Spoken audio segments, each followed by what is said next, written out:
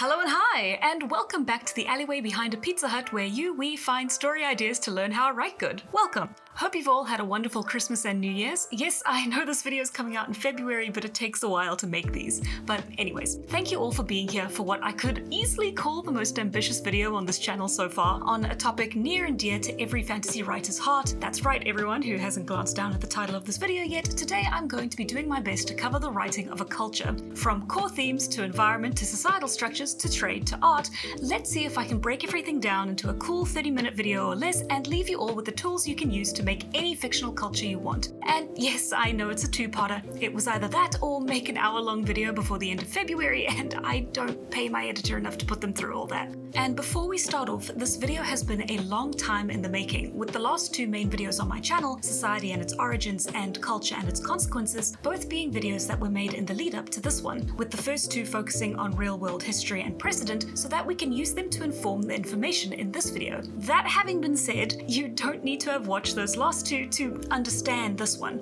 The last video is just going to detail on the history so we don't get distracted by it while we speed our way through the good stuff. So let's get to it, shall we? As we covered previously, society and culture are two very similar sounding but distinct things, two sides of the same coin. Since humans are social creatures, we have always relied on our societies, starting out primarily in groups made up of family units and close companions working together in order to survive living in the harsher old world. And it's through these societies growing and evolving both in number of people and complexity and structure that we were able to accomplish so much as a species, by working together as a unified group to ensure that all within were supported by one another. Culture, however, is what happens when that society shares a group perspective. It forms its inhabitants' way of life and internal logic, its attitude towards the world and itself, and the general internal beliefs and intentions of that society. All in all, society is the formation of groups of people, and culture is the social and emotional contract that keeps it together. And while you can have cultures that spread throughout different societies, you cannot have a society without a culture. The next thing we need to note is the difference between material and immaterial culture. Immaterial culture is what a culture knows and believes in, the non-physical manifestations of thought, knowledge, and worldviews. And material culture is what a culture creates, the resulting manifestations of that immaterial culture. This then takes the shape of their inventions, architecture, furniture, clothing, domesticated animals, and more. Typically the kind of stuff that you think of when you start writing a culture. But now that we've got those distinctions down, the structure we'll be using to cover the creation of a culture is the shape of our culture pyramid. Not an original idea by any means, but this is my swing at it. We'll be looking at the bottom half of the pyramid today, which will cover a few foundational subjects as well as immaterial culture, before moving on to the second half of the pyramid in our next video, which will deal primarily in material culture and its resulting aesthetics. The goal here is to hopefully boil each part down into building blocks for you to be able to assemble as you please for your own world. Bear in mind though that we're covering a lot of ground here, and I can't go over everything within each level with too much detail. We're going to be doing just a generalized drive-by of what I consider to be the most important elements when it comes to building your culture from the ground up.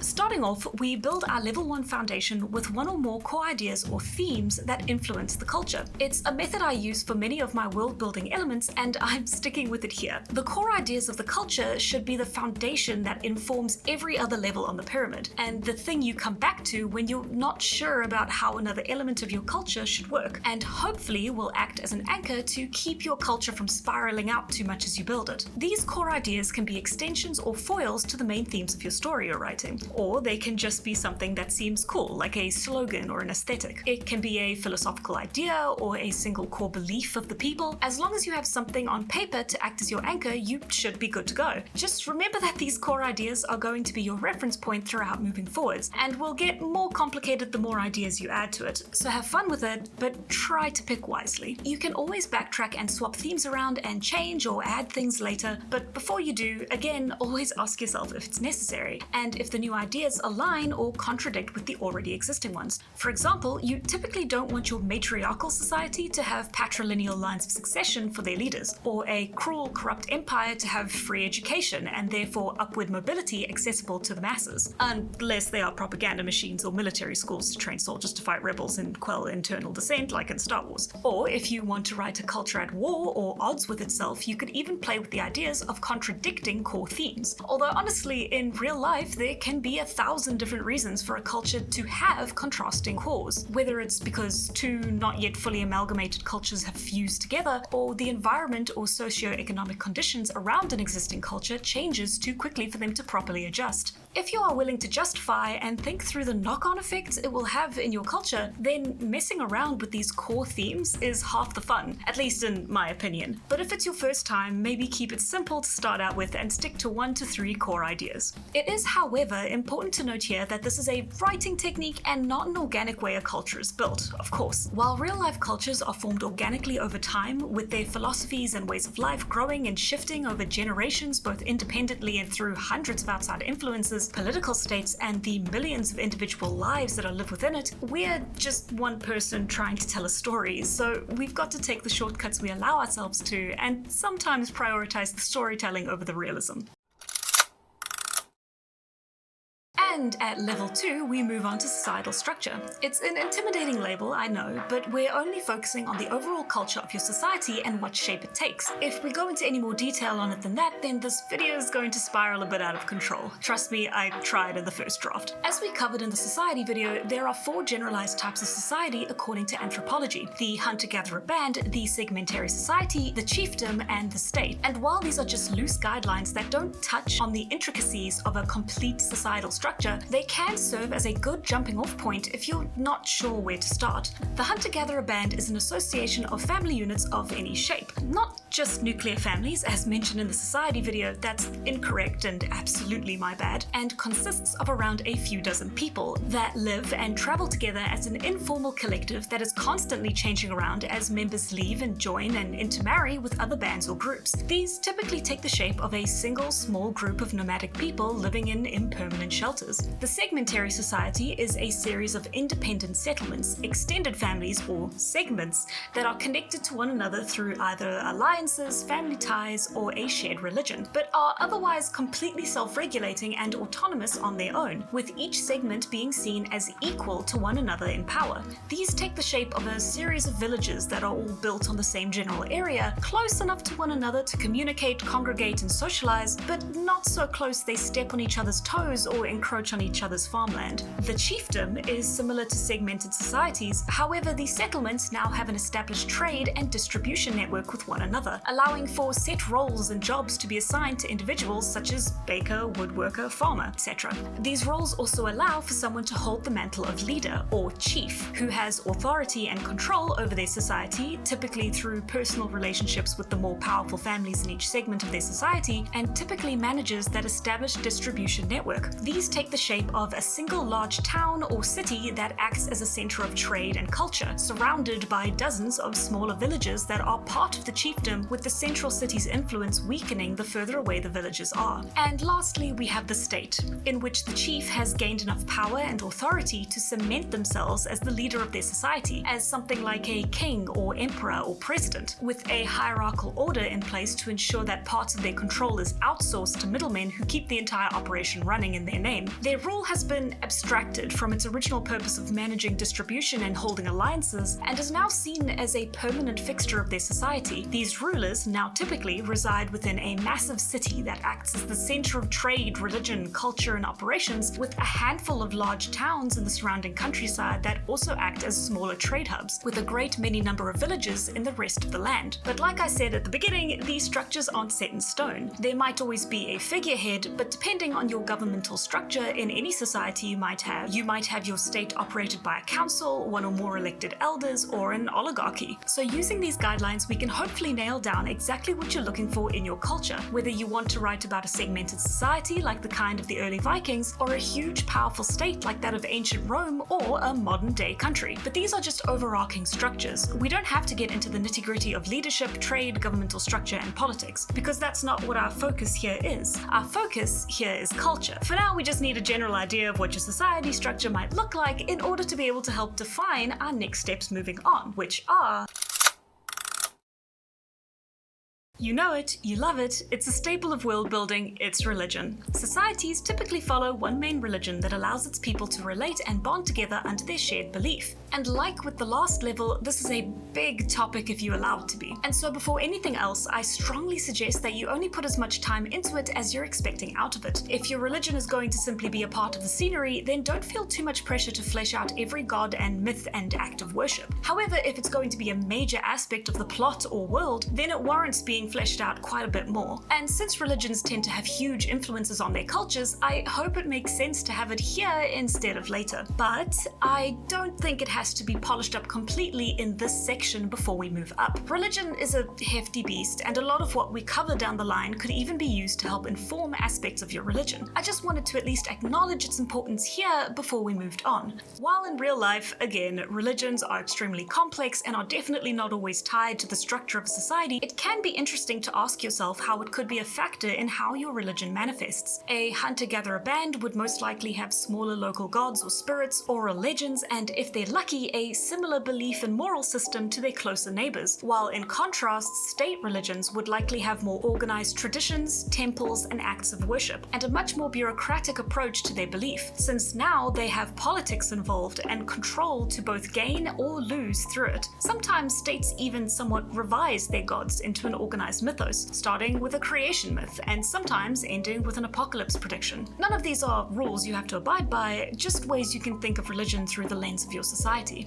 But I can't go into much detail on the actual process of making a religion here. That would take far too long, and this is still just a culture video. So instead, I recommend you watch the 2 videos I have specifically on the topic. And to summarize, your 3 guideposts for what you can do here are to create the outline of what your religion structure is and how set in stone it is, decide what potential deities and or spirits are in it, and a few ideas on what their control, range, and abilities are, and to think about how they might interact with and be worshipped by their followers, regardless of if they are real in the canon of your story or not. But before heading to the next level on our pyramid real quick, let's talk about this video's wonderful sponsors, Skillshare. I'm the type of person who loves to learn, and for our last 2 sponsorships, I've talked about how I've been able to use Skillshare to improve my art and help maintain productivity, organization, and a schedule while working from home. Skillshare, if you don't know yet, even though they've been around longer than this channel, is the largest online learning community for creatives like you and me, with thousands of classes led by industry experts that cover art, editing, animation, design, DIY crafts, and way more.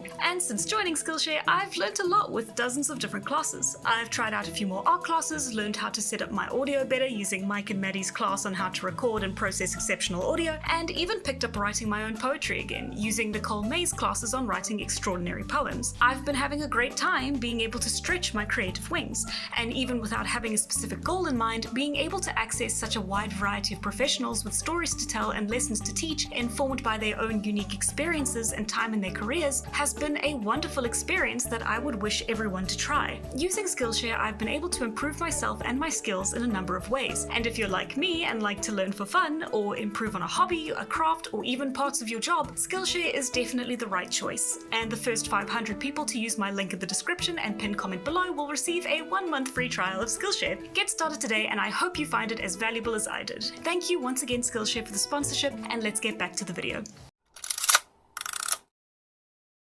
Moving on, every culture and society have their own understanding of values, ethics, and punishment, and now we get to decide how your culture will approach the following: their value systems and ethics, and their views on crime and punishment. Yes, it's misery all the way down, I'm afraid. But this is the part where you can really examine what the virtues of your society are, alongside whatever cracks your culture might have built into its worldview. Because I, for one, think that a flawed culture is much more interesting and true to real life than a perfect one. Your culture's core themes, societal structure, and optionally your religion are all pieces you'll need so far to work on this level, starting with developing your value system. So first, you should establish an idea of what your culture's ideals are, their picture of a perfect moral human, whether that's through what you already have established about their core themes, or in their religion, or just on the fly. All that matters is that you get an idea on paper of what your society upholds. Is it forgiveness, cunning, patriotism? Piety is another one if you're writing about a particularly religious society. Maybe it's devotion devotion to your fellow man, or family, or science, or nature. All of these work fine, but like with our core themes, try not to pick too many and remember to double check their cohesion with your core theme too to see if they match up. They don't strictly have to, but they probably should. From here, your next job is to see what the negative effects of each of those values might be. If your society upholds devotion to family, it can inadvertently promote and embolden potentially abusive households. If it upholds patriotism, it can very quickly lead into notions of superiority and vicious behavior towards outsiders. If your society values science, how long will it be before all human life and ethics is pushed aside to make room for advancing technology? There are thousands of examples throughout history showing how noble ideals can be twisted and aged into something very, very ugly. And if you want to write about a flawed society, you first look for your values before you look for your flaws. And if your society is a little less on the egalitarian side, then the things the culture considers virtuous might be aspects of a person that they cannot change about themselves, such as their ethnicity, their gender, or place of birth. It's a depressingly common problem we're still very much dealing with today on a global scale, so I don't blame you for wanting to maybe skip real-life societal problems in favor of the fantastical ones, but if you want to make your society seen as evil by the standards of fiction, then consider adding an elevation or hatred of a person based on an unchangeable aspect of themselves. It would then stand to reason that the opposite of those values your society holds would then be your society's idea of a villain, and it's here where you can examine how your culture manages itself through the lens of their values and where the drawbacks of those values can lie. If we go back to the patriotism example, then the disloyal or deserters would be seen as deserving of some of the worst punishments available, because a society's sense of justice and the degree of their retribution depends on their values, their culture, and what they hold dear. If they believe in redemption through services or through the death penalty, if they chop off the hands of thieves or give food to those in need, how severely they punish a person who has a favorable aspect versus a hated one. All of these are influenced by culture.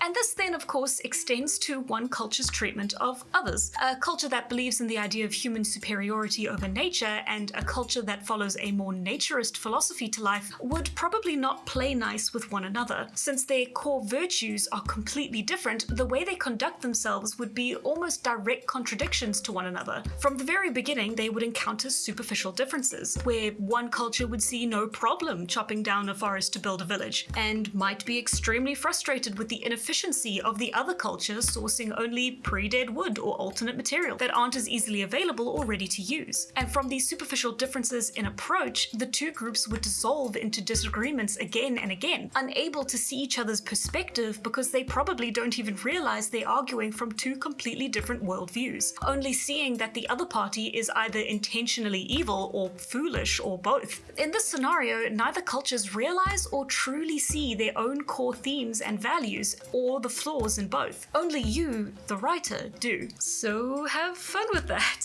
Try not to get too depressed about any real-world parallels you might find, and remember that there is inherent goodness in the world, and not all of it is twisted virtues and blind bigotry. Real goodness is fragile but everlasting, and always there for those who look for it and are willing to understand each other. It's something I need to remember myself when I start writing societal ethics and immediately turn my world into a satirical dystopia. So for this section, your guideposts are to establish your culture's ideals and virtues, find the opposing negative aspects that those virtues can bring about in order to define your culture's potential flaws, and what the direct opposite of those values are, and how far your culture is willing to go to punish those without those virtues, and by extension, anyone who breaks their laws.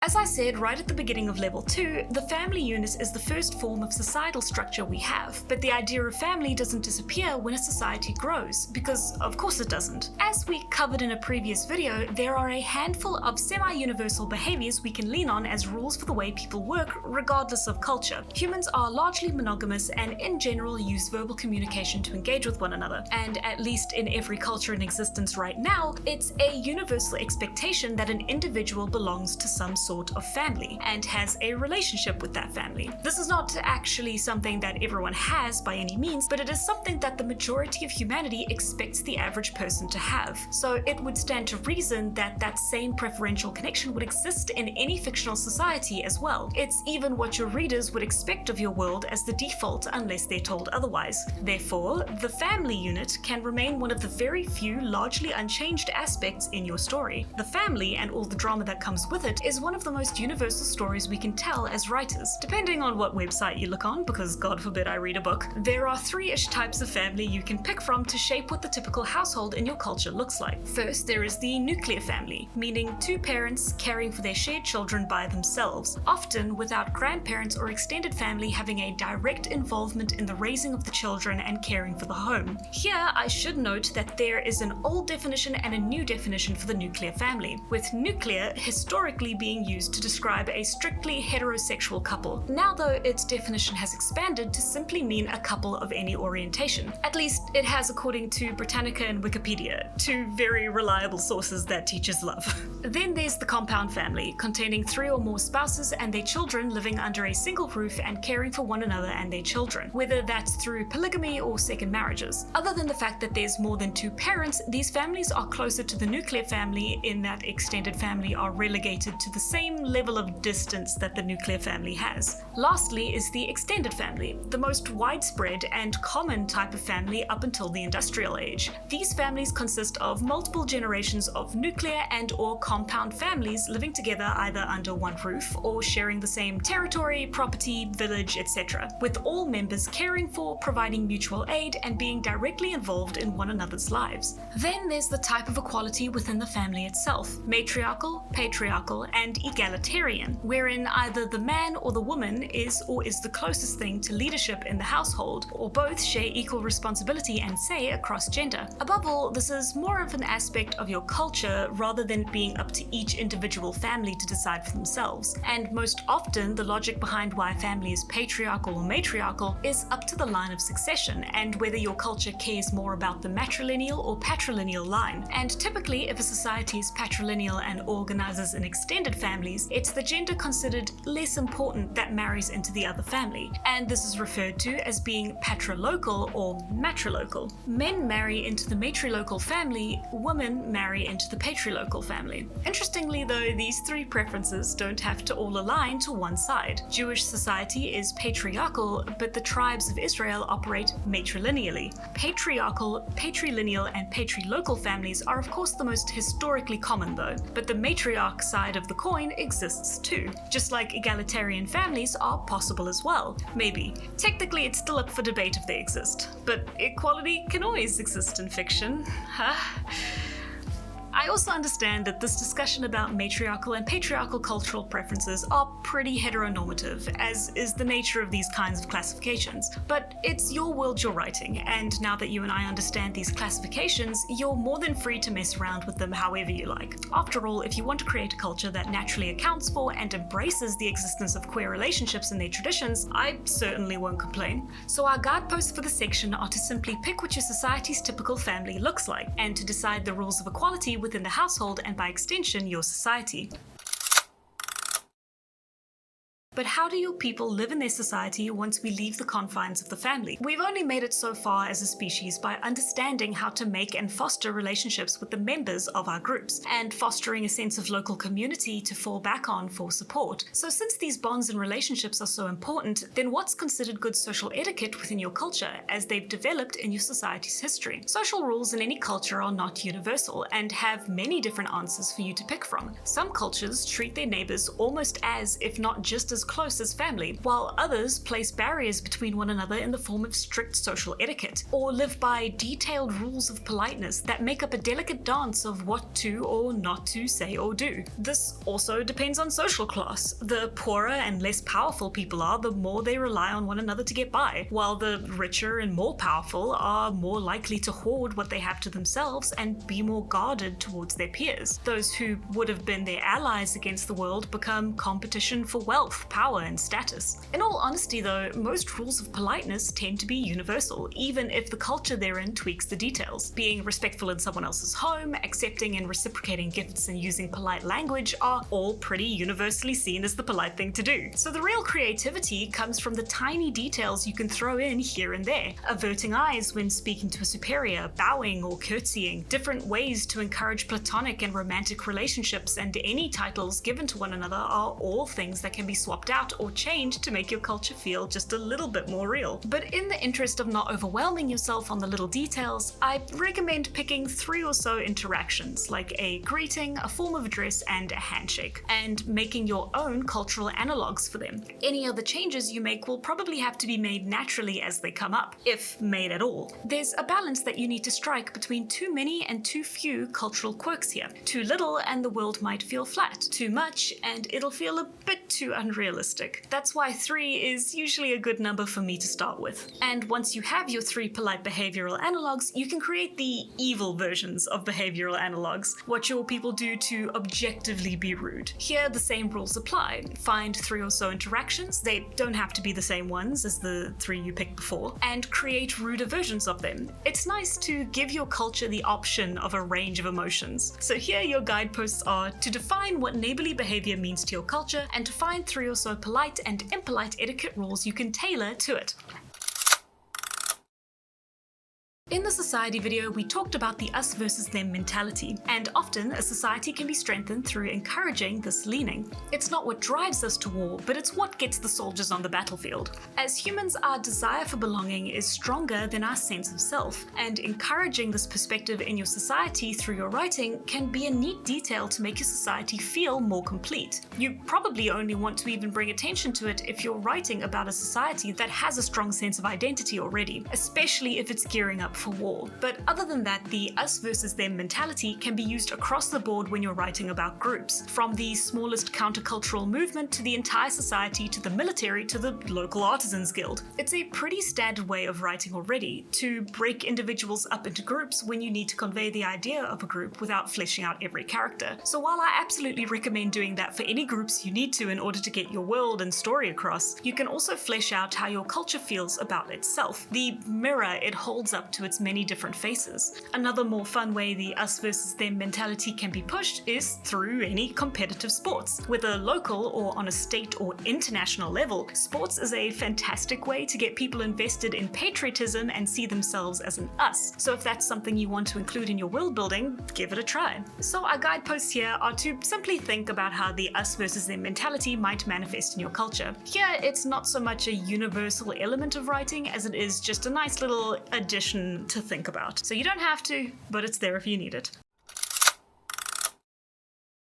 Continuing on from our level on the family unit, over the course of a particularly lucky person's life, they are expected to undergo several major life events: surviving childhood, easier said than done for most of human history, reaching adulthood, finding one or more partners, having children, hopefully with those partners, reaching a relatively old age, and dying. And depending on your own culture, several of those major events can have celebrations and assorted parties incorporated into them to mark the occasion. It can be interesting to think about what your culture might deem necessary to celebrate when it comes to the individual achievements of its loved ones. Maybe they don't celebrate finding and committing to a partner because it isn't strictly expected to, or seen as something to celebrate, or as a small, strict religious ceremony. Maybe they celebrate one gender reaching adulthood at a different time as another. Maybe the celebration of a new child gets more extravagant with each new child a couple has. Maybe every birthday is worth celebrating every year, or maybe not. It's entirely up to you. Many cultures celebrate life milestones because, well, if a life isn't worth celebrating, then what is? Sometimes it's religious in nature, or worship is incorporated into the religion later on, and sometimes it's more rooted in family and tradition than strictly to religion. Another universal idea is the concept of love. Those funky chemical reactions that make people do crazy things are again one of the few completely universal stories we tell as humans. And so there are many traditions and cultural practices around courting and the forming of life partners, and these traditions can vary wildly depending on social class and religion. religion. And again, you can pull from what you already have from your culture and society to dictate what romance and courtship might look like, or come up with something completely unprecedented. But like I said, love is universal, and the complications associated with it are too, whether that be in the relationship itself or through family or class differences. So while I wouldn't recommend messing with the core idea of romance itself, if that's even possible, it can be interesting to play around with what might or might not be an acceptable relationship. Many stories center themselves around the idea of taboo romance, and it clearly works as a hook in fiction. So adding more barriers to what is deemed an acceptable form of love might benefit your story overall. And remember to check back with level 5 in the family unit to ensure you can match up your additions to the culture here with what we already have on the family structure. So for the guideposts, we should examine what your culture would consider a notable life milestone, which of those milestones are rooted in religion and which in tradition, and how your culture approaches love, acceptable forms of love, and the idea of courtship and long-term commitment. And the last milestone of a person's life is, of course, death. But I think it's an important enough milestone that it deserves its own level. Mourning the passing of a loved one has been a universal human concept for longer than we've been humans, and our relationship with death is a constant throughout our lives. We witness it as it takes those around us one by one, and we live with the knowledge that one day it will come for us too. And unless you follow a religion and its version of what comes next, the uncertainty and permanence of death can be a haunting thing. The ultimate curtain close, the end of all that matters and all that ever will. And that is why every culture has its own way of addressing the universal concept of death. Religion, of course, is the main reassurance that death will not be an end, but a new beginning. And your culture should have at least an attempt at an answer to what happens when or after you die. There has to be an answer for people to hold on to silence the terror of there being nothing at all. There are many different ways your culture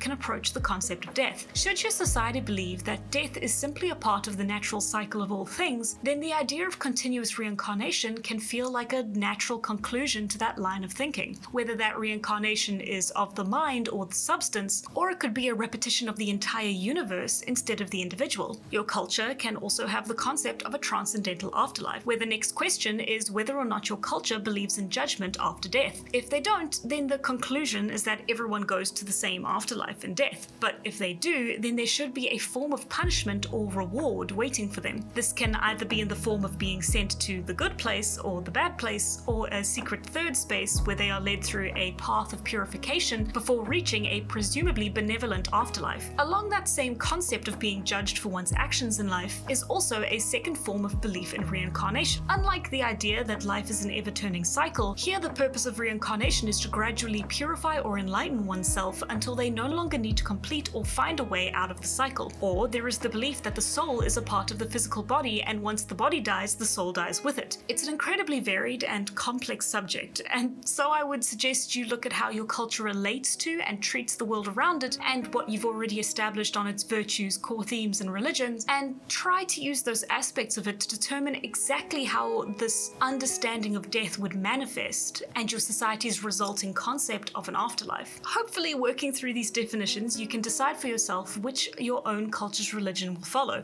or even make up something new. And once you know what your culture considers its afterlife to be, you can create your culture's funeral and burials. As the final send-off for a loved one, funerals and final resting places are solemn and meaningful things, dripping with symbolism, ritual, and tradition. Try to create a space where those still living can say their final goodbyes to those they love, honor their memory in some way, and create a sense of closure and catharsis. This is more likely also going to be heavily religious in nature, and it's common for gifts to be given to the departed, whether it's believed to just be a symbolic gesture or that it's actually to be used in the afterlife. There are also many traditions when it comes to sending the body off, whether that be through burials, pyres, sinking the body into water, or allowing it to return to nature, or in extreme cases, even consuming it. These too are ways your culture can show the utmost respect, or lack thereof, to its departed. For here, our guideposts are simple. Design an afterlife, create funerary rites and traditions, and a method for sending the body off. And I get that that sounds easier than what it's probably going to be. But since it's something that only you can make for your culture, all I can do is wish you the best of luck. And so with that, we've laid out the groundwork for our culture. Don't worry, I promise we've done most of the heavy lifting on this one. For our next video, it's mostly smooth sailing and all of the fun stuff you think of when we talk about culture. But I hope that this video was easy enough to follow. I personally find the trickiest parts of writing is the immaterial parts of it. The core themes and the mentalities, however flawed, of the people living within a culture are hard to analyze and even harder to write. It's much easier to focus on the material, on the things you can see and touch and describe, but that's why I wanted to focus on both, starting with the immaterial, and not because after having written about 20 pages I realized that it was too much and I had to find a way to cut the video. Absolutely not. I do think though that if you can understand the people behind the culture, it can make the rest of creating that culture that much easier. And before I go, remember that if at any point you feel lost or frustrated, you can always take a breather and come back later. And you especially don't have to follow this pyramid to the letter if it doesn't feel like it's working for you. While I wanted the structure of this video to be easy to follow and simple to understand, I've said before that writing is a personal process. And if you find this video structure doesn't work for you, that's okay. Even if all I've done here is given you an idea or two or spark of inspiration, I'd consider that a job well done. So, hope to see you here for part 2, and good luck and Godspeed with your writing. I'll be here in the alleyway rooting for you every step of the way. Whew, okay, this was a rough one, but I'm glad that it's here and it's done, and the script is more or less written for part 2, so hopefully you won't have to wait as long for the next one. I really do hope you've all had a wonderful beginning to the year. I know everything world related is a little crazy right now, but that's okay. I don't have a solution for that, so I'm just gonna keep doing what I'm doing. I hope you're all staying safe. I hope you're all hydrated. I hope you're I hope you're enjoying the parts of your life that aren't dependent on the state of the world. And I'll be back soon. Thank you so much for watching. If you're still watching, that's really cool.